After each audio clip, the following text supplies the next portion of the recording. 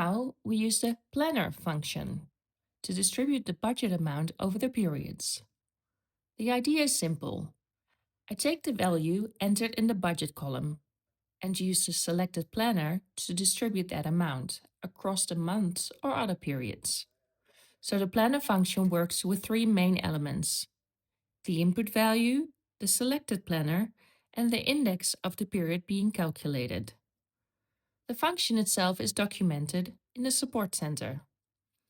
What it does is it distributes a value based on the proportion defined in a planner. For example, if I have 1,000 euros and I choose a monthly planner, then in month 6 I get 1/12 of that amount, if the planner is evenly distributed. If I use another planner, where month 6 has a higher weight, then the function takes that ratio into account and returns a larger share for that month. To do that, I first use unwrap again, because I need the actual entered budget value. Then I choose the planner as the second parameter. And then I define the index that tells the planner which position it is calculating.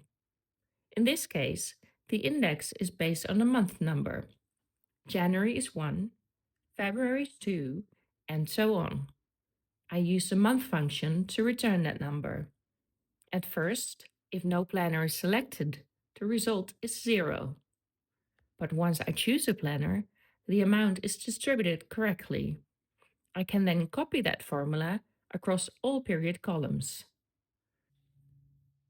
To prevent the references from shifting, just like in a spreadsheet, I fix the references before copying. Now, all period columns use the same formula logic. If I switch the planner to quarter, the distribution updates. If I switch it to year, it also works correctly. So now the calculation is working. At this point, the model is almost interactive.